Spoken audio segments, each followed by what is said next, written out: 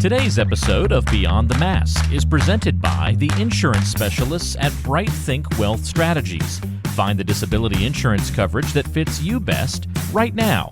Email Robert Smith at rsmithjr@financialguide.com.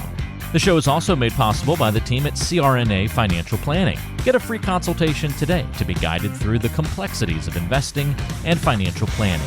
Just visit crnafinancialplanning.com. We'd also like to thank Helping Hands and OSA EMR for their support of the show. And don't forget, listening to our podcast can earn you Class B credits. For more information on how you can submit them, check out the CE Credit tab on our website, beyondthemaskpodcast.com. Welcome to Beyond the Mask, Innovation and Opportunities for CRNAs, with Jeremy Stanley and Sharon Pierce. We know you spend your day caring for your patient's best interests. On our show, we want to care for you. Join us as we leave the operating room and learn the latest in the CRNA industry. Beyond the Mask starts in 10, 9, 8, 7.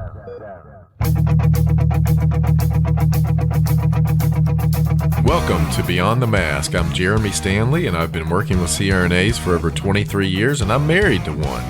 And my co-host is Sharon Pierce. Sharon's a practicing CRNA for over 20 years, a past president of the AANA, the NCANA, and she's held many other leadership roles. As usual, our goal with every episode is to educate and enlighten CRNAs, and I think our topic today is definitely going to do that. And Sharon, what time is it? It's time to wake up, Jeremy. I think it is.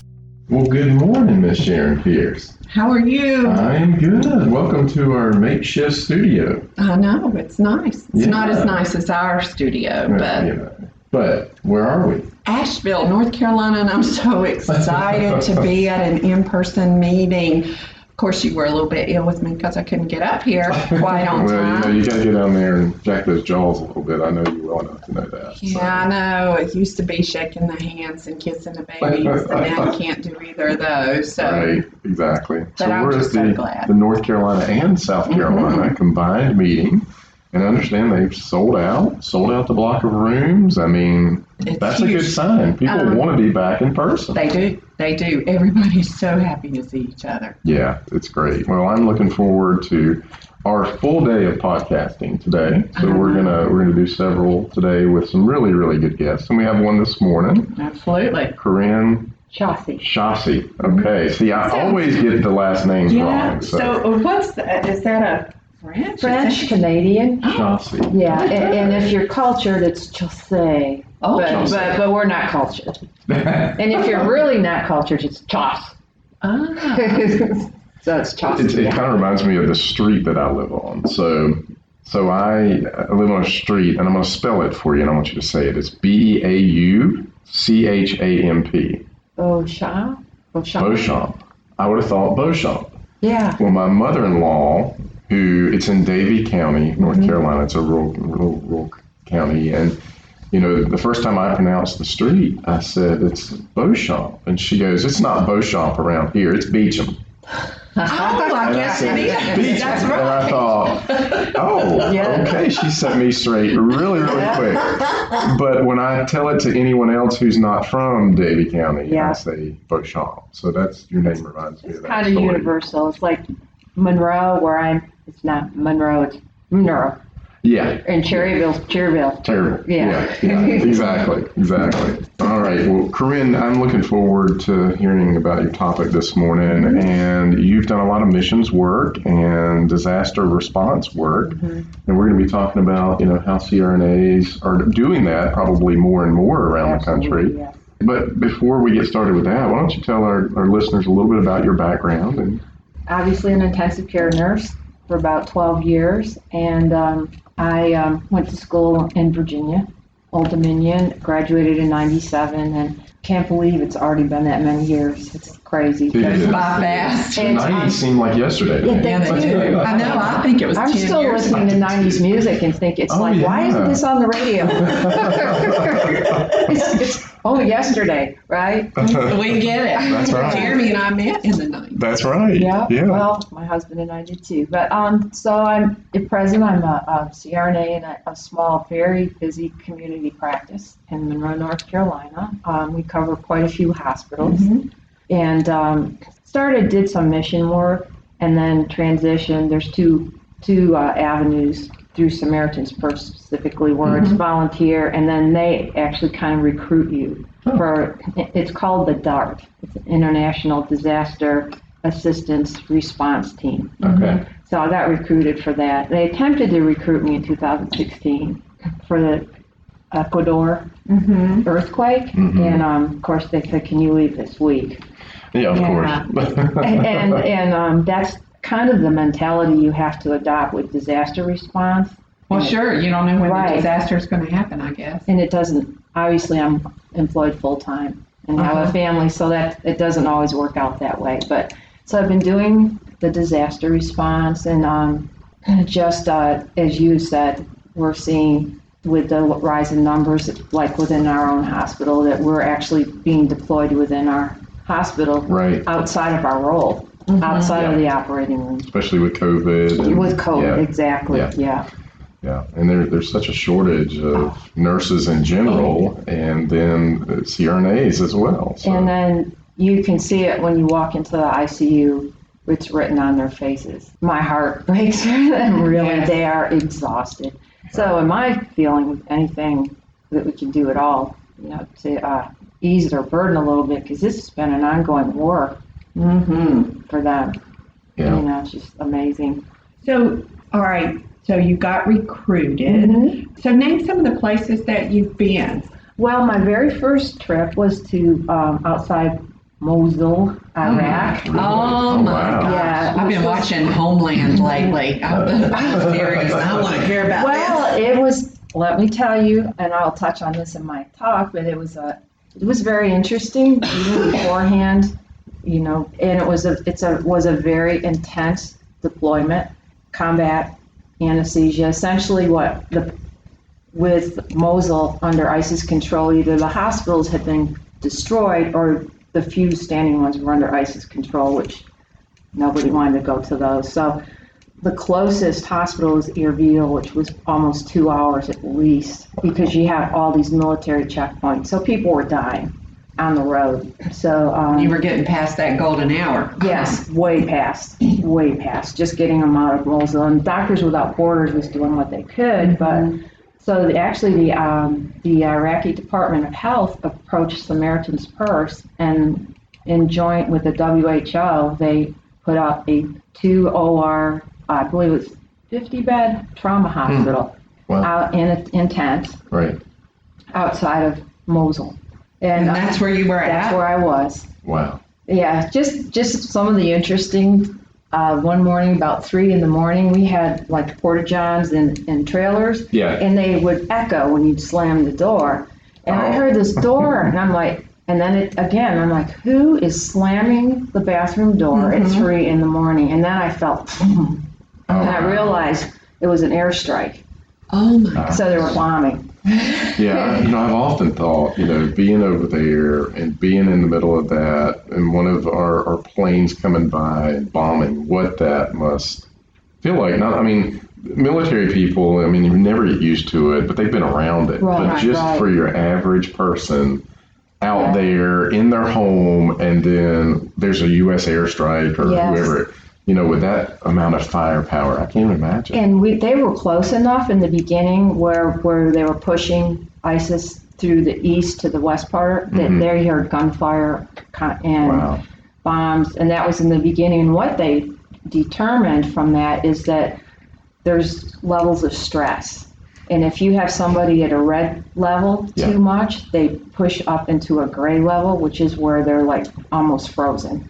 They say frozen brain. Right. So what they were finding out, just what you were talking about, they would have to rotate people out to Erbil for a couple days and get them out of that red just even if they weren't directly threatened, Right. it was the perception, Right. like just like you said, hearing Yeah. gunfire and explosions And think about these people. I mean, the military can rotate out, but if you live there and that's your Yeah, you life, can't get away from it. you can't. I mean, that's mind-boggling. And it is mind-boggling. And I developed a very close relationship with a lot of the national staff. And probably one of the saddest things I've heard was a 26-year-old saying, my life, all I want is to have children and grandchildren.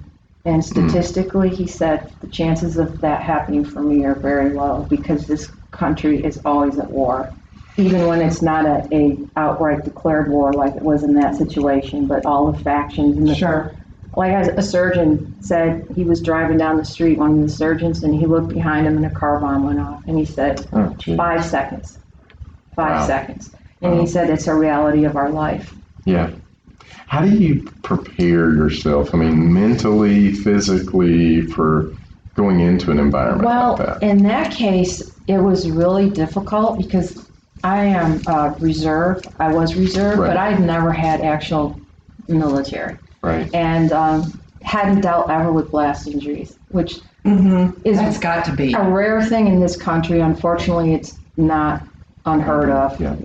Gunshots, and so I got a really good manual to try to. Right.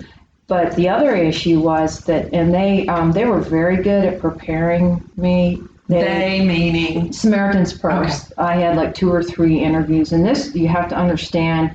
This whole hiring process was within a week, Wow. and And then you're gone. And then I was, yeah. It actually worked out. It worked out unbelievably because we're very busy and we have a fairly small department. We can only have 2 people off, but I have the best boss in the world, best. And she said, I think we can work this out. So How long were you gone? 3 weeks. So about 3.5, I think, total. So you talk about blast injuries. Tell us a little bit about the anesthetic implications Well- about blast injuries and how you handle those, because I'm sure you're just pushing blood. Well, that's an interesting point. And the other half of this is that it was a large pediatric population. Oh, And they ISIS used women and children as human shields. And it's a whole different evil. That's all I can say on that. And they warned me ahead of time, but there is nothing that probably 70 to 75% of the anesthetics I gave there were either women or children under the age of 16. Oh my. The first day I was there, a mortar injury to a 12-year-old, liver, and I kind of knew that ahead of time, but that was kind of my fears. Like, I'm comfortable with pediatrics, but that's a lot. whole new ballgame. Yeah. So really, the anesthetic implications are essentially the same. The things you have to look for are like shock lung, they get ileuses, any hollow body, the expansion, and then the burns and little burn. It was just amazing. It was amazing. And just to prepare for, obviously, this is a very faith-based, and that plays heavily. Absolutely. Heavily. I had a lot of people praying for me, and my number one prayer was that I would rise to the level of care that these children deserved, even without having the experience of that. And it was, again, this is my whole thing. When we step out of our comfort zone as CRNAs, it's incredible. We are an incredible profession. We have amazing skills and resources. And when we bring that to the table in unusual situations, obviously you benefit from it. Right. Even in a tragic situation, I walked out of there feeling like, wow, I didn't know I was capable of this. And then the interesting thing you said about the blood, this is a war zone, limited blood supplies. We had to make very difficult decisions. Oh my goodness, I guess so. But I mean, now they have products that. Well, not there. They didn't. They didn't. No, we had. So you're functioning like bare minimum. And we had a medical director. If we were in the middle of a case or a situation, and all of a sudden he would appear, and he'd say, "Is this patient viable?" Because we're at 4 units of blood, and we can't use up our blood on someone that's probably going to die. we've got to save that for somebody we can save. Wow. Same thing, the surgeons, same decisions when they had to, if somebody had a severe leg injury, they could not spend 4 or 5 hours reanastomosing vessels and nerves. Sure. They couldn't take up one of the 2 R's, so they'd have to amputate. So how has that influenced your thought processes back here? And this is where I'm going with this, because yesterday where I was working at, there was a 97-year-old comes in with, a GI bleed. Yeah. I mean, 97 years old. What are you going to do? Yeah. So has that colored your thinking now that you're back here, and what some of the things that we do? It does to some degree. Mm-hmm. It's hard for me because my mom's 94 and she can run circles around me. So I mean, she's unbelievable. Uh-huh. But well, that's good for us. Meaning that you're going to be. I hope so. I have her genetics. Yes, definitely. But I think it did influence me somewhat, but in a way, not so much that we're wasting resources, which is always there, even before I went on this. Right. I was like, why are we doing this? Right. Where is palliative care in this situation? And let's direct the families honestly. But I think it just gave me, and this is one reason why I love doing these, because I always return with an incredible sense of gratitude. Sure, I bet. And it puts me into focus. Like, we have a joke, and it's not one that we came up with. We heard it. First world problems. I can't fit my hand in the Pringles can. First world. That's a first world problem. Yes, it is. I'm on the I tell my kids that all the time. I have to get up. The remote's not working. Yeah. The Wi-Fi's spotty. Mm-hmm. And I'm thinking about, like I said, the decisions everywhere I've been that we've had to make that have been difficult, limited supplies, the whole COVID response, the walking into New York when it was the epicenter. Yeah. And at a time where the way that I describe that to people is that think about the planes hitting the Twin Towers every other day. The second week in April especially, that was what the death toll was like. And it was still an unknown virus, COVID, right. And then come to the realization that they weren't going to make it. Right. I mean, that was So how long were you in New York? I was in New York for 31 days straight. Wow. About a month, and I worked every night. I worked night because I was tasked to be an ICU nurse, and within a day or two, it became really evident that you had more skills. And I would still like maybe take an easier, a more stable patient, but I was setting up CPAPs, troubleshooting ventilators I'd never laid eyes on in my life, on the phone, doing screenshots to companies at 10 o'clock at night, and trying to figure out. That's kind of my talk. It occurred to me then, because we're across from Mount Sinai Hospital in the middle of New York, and we still don't have enough CPAP. We don't have the medications that we needed to begin with. We didn't have any succinylcholine. We had VAC, and I'm like, I'm going to tell you right now, I am not intubating somebody on VAC. Vacuronium, sorry. Yeah. So until we got that. So that was kind of difficult, because you walk out of this tent and there's a Manhattan skyline and there's Mount Sinai. It's like, why are we don't have what we need. Why are we struggling with these? What I'm hearing from you, and this is something that I know because I've led CRNAs. Yes. CRNAs think outside of the box, and they look for ways to make it happen. And in the words of Bethany Hall-Long, who's the first nurse in the country to serve as lieutenant governor, she said the beauty about nurses is when they come up to a problem or a wall, they go over it, under it, or around it. Absolutely. And they find a way. So what I'm hearing you say is that CRNAs rose to the occasion. Absolutely. And thought of a way to make it happen.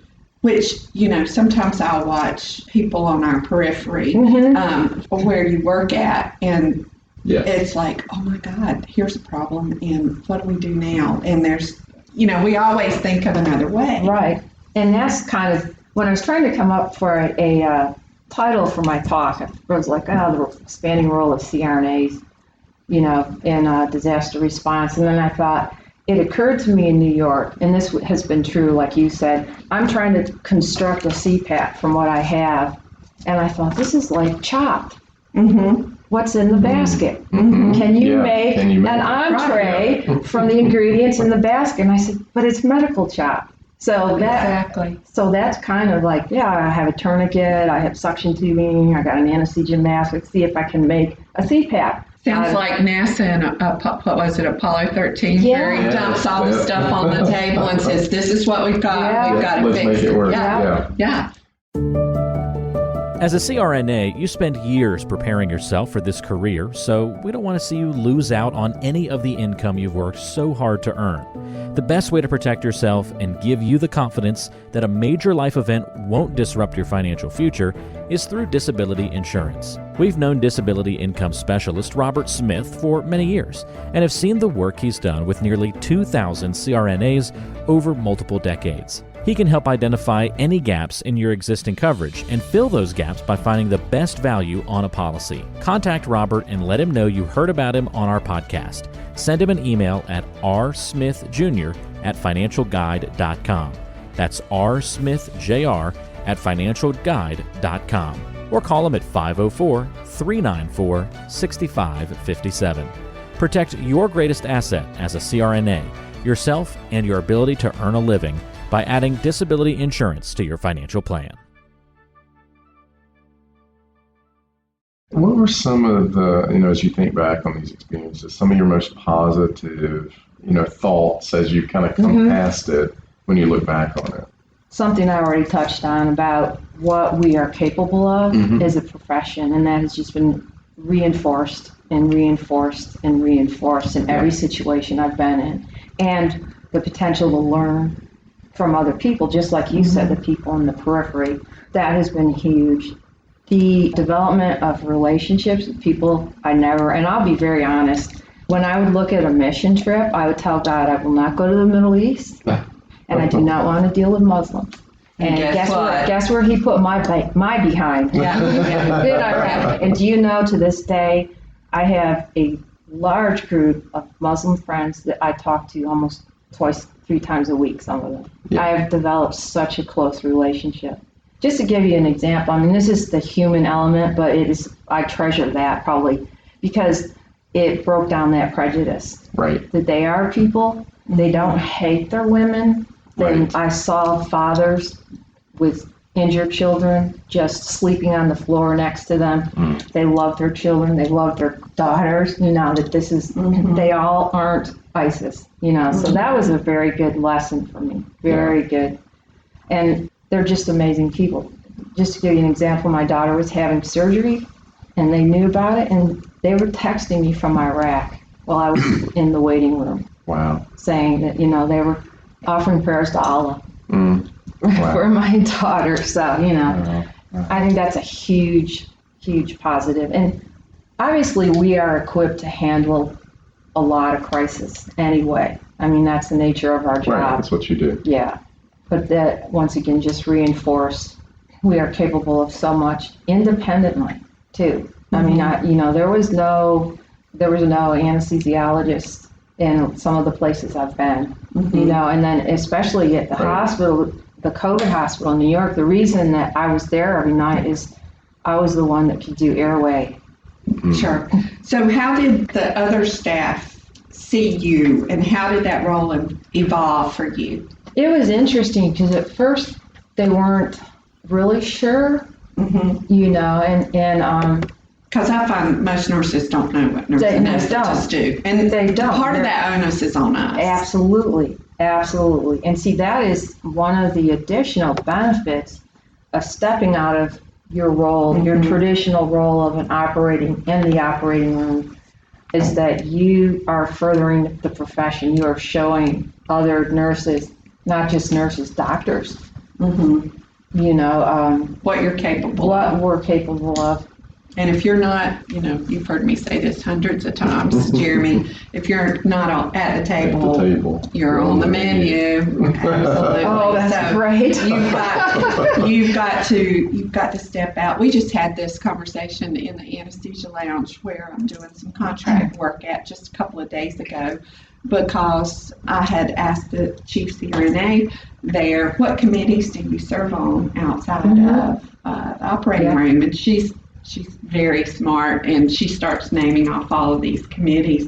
And some of the CRNAs were kind of like, well, you really think you should be there? Like, if you're not there, absolutely, even if your vote doesn't count, you still better be at the table. And she is. Yeah. She's at every single table, and she'll fight for CRNAs, even if she loses, right. and she comes out pretty battered sometimes. So then the 10% represents the 90? Oh, absolutely. It's what Pareto's principle or something is supposed to be 80-20, but it's really 90-10. And that's a really good point, because I inadvertently have tried to do that just because I really enjoy teaching too and interacting. So I've taught PACU nurses, done PACU nurses, and we have an early college academy, and I'm on the board for that. And we just did like a virtual.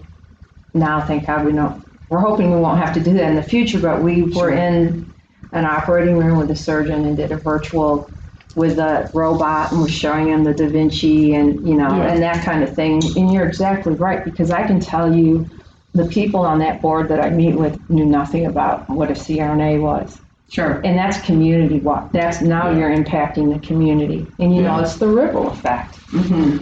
Yeah. Today's show is brought to you by the folks at CRNA Financial Planning, an independent consulting firm that offers financial planning services exclusively to CRNAs and their families. From planning for a child's future college expenses to building a predictable income stream in retirement, the firm is committed to offering you comprehensive financial services, customized to fit your unique needs and objectives. If you have questions about your financial future, get them answered. Call the team at 855-304-3748. That's 855-304-3748. Or go online to crnafinancialplanning.com. We talked about positive experiences, and I was just thinking back to that medical director's job in Mosul when he walked in and said, "Is this patient viable?" Yeah. And the amount of stress, I mean, if you do it every day, you don't even tend to notice it. But I can't even imagine what that medical director goes through on a daily basis. I mean, so are there times that you remember that were really difficult for you? And yeah, as a matter of fact, this is the name of a 15-year-old. She's showing us a tattoo on her. And it's in Arabic, and his name was Abdullah, and he was a beautiful 15-year-old who had been shot by an ISIS sniper, and it had entered his right leg and exited and shattered his left femur. And he was healthy. And he did beautifully, and we connected right away. And I would see him almost every day. He was doing washouts, and they had an X fix on him, so they were adjusting. And he did great for a week. And I would bring him M&Ms, and he would just smile when he saw me. Well, long story short, something happened. I don't know if he ended up septic, and within 24 hours, he just went downhill. He went into. We couldn't figure out, his hemoglobin dropped to 4. He was on the highest dose of Levophed I've ever seen, norepinephrine, and he was totally not responding to it. And I even gave him a blasted Neo, just to see. And it was unbelievable how fast, because he was such a healthy boy. And I will never forget, because he ended up having, I think he had a stress ulcer on top of it, and I think that's where a lot of the bleeding was, because he ended up having a large emesis that was obviously a couple times. But the way he looked at me, I will never forget, because I was hovering, and this is one outside of, he was in the ICU, and I was hovering then, and I got an IJ big line in, and the medical director says, "All right, he's had 4 units of blood, we can't give him any more. This is it."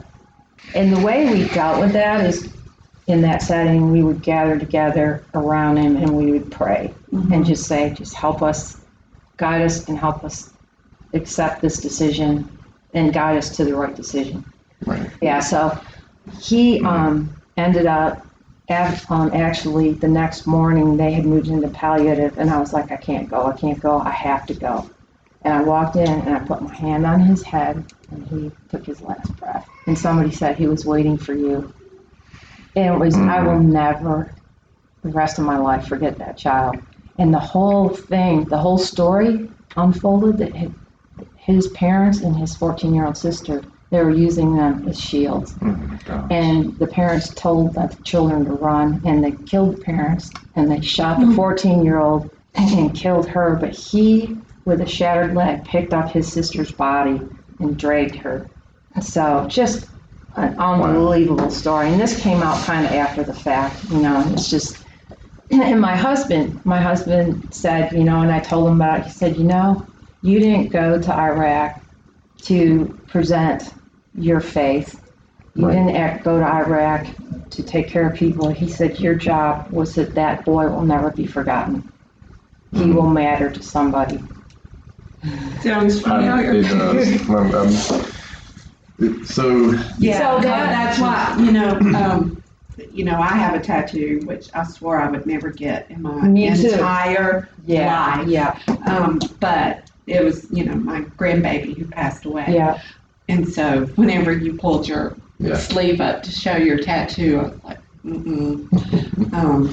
So anyway, thanks for sharing that. Yeah. And, think about the impact that has on your life forever. Now I messed my makeup all up now. And you're right. And it just, there's things that, this was 4 years ago, and there's still things like I was pumping gas one day and I saw a little thing, a lost pet. Yeah.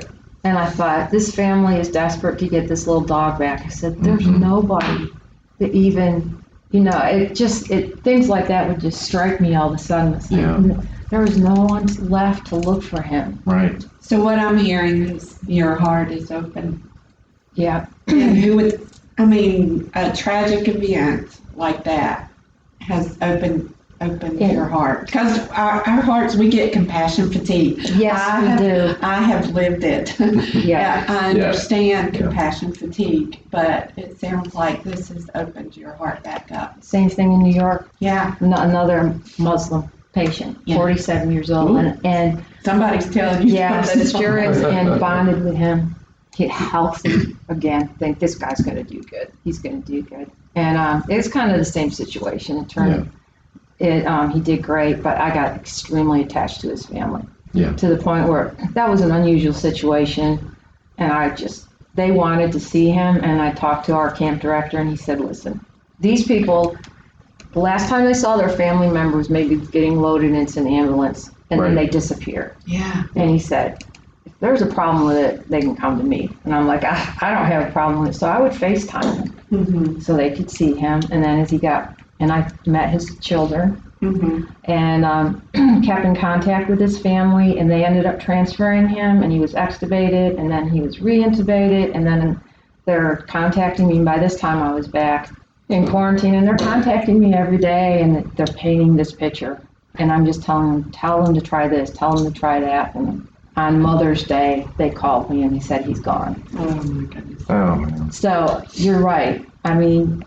There is a compassion fatigue, but there's something, like you said, about being involved to that level that makes me not become hard. I tell you, it's, I'm listening to this, and, I know what I do for a living, impacts people's lives, but listening to your story and some of our other CRNAs that we've had on, you guys really do amazing work. You do have people's lives in your hand every day, and what's the old adage? Nurses eat their own? Is that what you say? They're young. Yeah. Eat their young, yeah. But, kill their wounded and eat their young. Yeah. But, it's because of the environment. It's because of the amount of stress and things you guys go through. And it's got to make you a better CRNA for going through that. And it's got to, because you've got to be rational, you've got to be logical, you can't be emotional in the OR. Absolutely. That's why you can't take care of your family. Well, I have put all my family to sleep at one Well, you shouldn't do that, but so as we kind of wrap this up and close, what advice would you give to, maybe a CRNA who hasn't done this type of work, or maybe someone who's new, just graduated and they have an interest in this? What would you say to them? I think probably don't underestimate what you've been equipped with. You have been equipped with skills and knowledge, and it's there. And even if it's in an early form, it can blossom. And we are equipped. I mean, most of us that go to school have already been ICU nurses. Right. So we're equipped handling stress. Just to give you an example, I just had security training, which was very intense through Samaritan's Purse. And they will come in the middle of a class and they're dressed like terrorists and they have guns.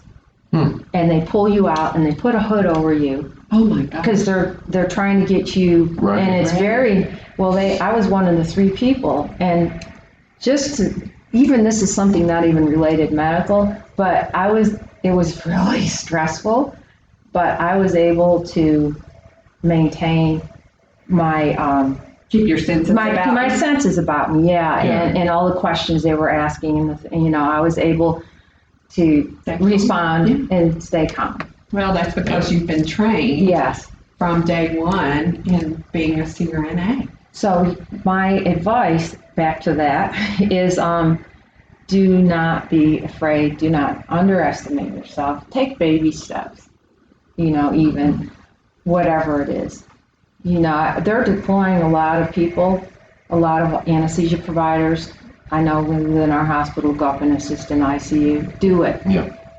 Volunteer to do it. Like you said, the peripheral staff, the respiratory therapists, the ICU nurses, it's a really good knowledge base to expand your level of comfort. And if you don't try something, then you're never going to grow. You're never going to grow.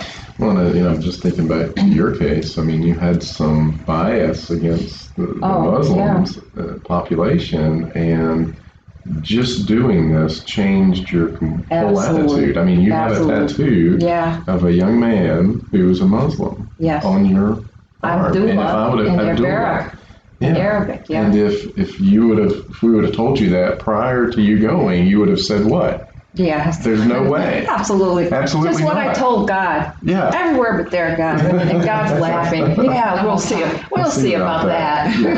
Watch this. Watch this. Yes. Man plans, God laughs. Look what I can do. Look what I can do to you. Oh, goodness. Well, I think this has been really good, and you're doing good work. Thank you. And we appreciate it. And I will tell you that Sharon and I will probably never forget Abdullah, the 15-year-old, as well. So you've shared that, and you've honored him again today. And thank you. That's amazing. It is, and thank you for that. Thank you for giving me the forum to share, too. I appreciate it. Absolutely. Well, Sharon, I know this is kind of your favorite part of the podcast, so we're going to do something that Sharon coined the lightning round. Okay. And we're going to ask you a few questions just so we can get to know you a little bit better. And Sharon, you start it. Okay. If you could have dinner with someone alive or dead, who would it be? Jesus. I knew she did. Yeah, I know too. Or David, King David, because I have a crush on David. Oh, really? Yeah. I think I want to go with Goliath. I'm teasing. He's got a head injury. Corinne, what are you grateful for right now? Oh, I'm grateful for my profession. Because if I had not become a CRNA, my life would look very different. I mean, I would still have avenues to do what I've done, but not to the extent. Right. So I am very grateful for my profession. Good one. Yeah. So what's your superpower? Aggravating my husband. All right. He's gotten so, I gotta just say this, my husband's a hero. Yeah. Because we have 3 adopted children from China, and they're all essentially have some special need. And when I walk out the door, actually my job is the easier one. He's Right. at home, Oh, yes. and so, he definitely is. She answered 2 questions in one. Yeah. Her superpower. Yeah, well, that's always been something, I've often thought of. If I had to stay home, and my kids are great, but I couldn't do it. I mean, that would be the toughest job for me Yeah. in the world. I It could is. not do it. One, Yeah. for the most part, you're interacting with kids all day long. Mm-hmm. 2, you don't get any socialization outside Adult, of that. right. 3, your kids can make you say and do things that you never thought you would do. I mean, it's like, oh my gosh. The first how do you English do word that? my 1-year-old said when I'm trying to get the car seat buckled in. Oh. Yes, you can guess what that was. I said, she couldn't say mama, but she could say. She could say that. Beep, beep. All right, so last one. If you won the lottery, what would you do? Oh, probably if I won the lottery, I would go PRN at my job. And because just to give you an example, they begged me like 3 times to go to Mississippi. There's a COVID hospital set up in Mississippi, yeah. and also Haiti there's a responsive hospital there, which is surgical, but not being, just can't do it right now. Right, And that right. in this aspect, I could do this. I've become very passionate about the disaster response, and it's, there are places where you just feel this is where. This is what I should be doing. This is what I'm meant to do. Yep. Well, it sounds like the whole also the military mindset. Yeah. I need to go back. I need to go Yeah. back. People who Yeah. keep going back for Yeah. tours, and it's that same draw. Yeah. Not that I know personally, but Right. that's what But I it is. think. I mean, it's helping people, and I think some of the military aspect is there's that adrenaline that comes along with that, and Yeah, some people become. I am an adrenaline junkie. Yeah, I'm yeah. an adrenaline junkie. So, I mean, yeah. At least you know it. I mean, that was evident when I was an ICU nurse. Yeah, People would tell me that. yeah. I outgrew that. I wish my husband wishes I would. Well, Corinne, this has been great. Thank you so much. Thank you. It's such a pleasure to have you on the show, and you're doing good work. Thank and, you. We I appreciate think it. telling our CRNA listeners out there, your experience just might get 1, 2, maybe 10 to go and help and do things that you've done. So we really appreciate that. Well, thank you also. Well, Sharon, I think it's a wrap. I think so.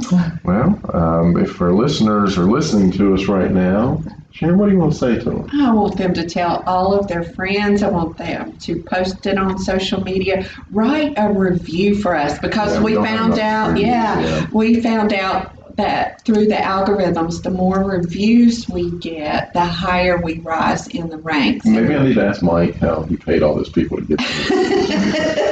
Mike McKinnon has the most daggone reviews I've ever seen in my life. I know, and he's done 10 podcasts or I'm like, something. hey, I mean, what did you do? But anyway, but yes, please, I know we got a lot of listeners out there that we hear from that listen to us every week, and the best way you can help us is to tell other people about us. And like Sharon said, give us a review, but only if it's Positive. there's enough negativity. Yeah, absolutely. Yes. So, all right, until next time. It's a wrap.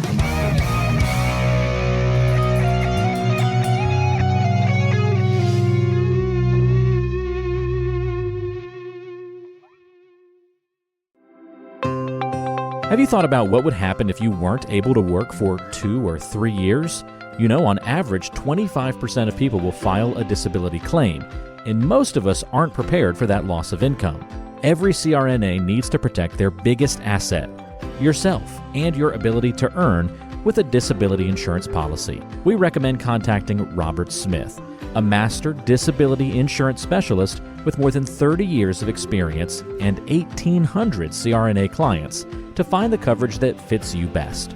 The best way to do that is to send him an email at rsmithjr@financialguide.com. That's rsmithjr@financialguide.com, or call him at 504-394-6557. Beyond the Mask is made possible by the team at CRNA Financial Planning. With almost 2 decades of experience, the firm guides CRNAs through the complexities of investing and financial planning. Schedule a free consultation today by calling 855-304-3748 or go online to crnafinancialplanning.com. Hi, this is Jackie Rolls, President of the International Federation of Nurse Anesthetists and President and founder of Our Hearts, Your Hands, a global anesthesia support community that takes donations to allow nurse anesthetists in low and middle income countries to go to educational programs, buy equipment, or textbooks. Your donations are tax deductible, and we would appreciate your support. OSA EMR is a free anesthesia EMR developed by CRNAs that you can download and use on an iPad. Our nonprofit mission is to make sure that solo and small practice CRNAs can digitally record their anesthetics. To learn more, visit osaemr.com to download and consider donating to our cause. Remember, for CRNAs, data is destiny. Be sure to subscribe to the show on Apple Podcasts, Google Podcasts, Spotify, Stitcher, and anywhere you like to listen to shows. Also be sure to check out BeyondTheMaskPodcast.com. Each episode is posted there with a corresponding blog post, and we timestamp important parts of the episode to help you quickly get to the content you're looking for. Also check out the special series section on the site. You can follow along and catch up on the CRNA History Series, episodes specifically about political conversations in the industry, or try the CRNA Personal Finance Series. It's all on BeyondTheMaskPodcast.com. And if you have a question for the show or want to be a guest, or even suggest a particular topic, fill out the contact form on the site or send an email directly to us at info@BeyondTheMaskPodcast.com. And lastly, let's take the conversation social. Check out our Beyond the Mask podcast Facebook page and Facebook group.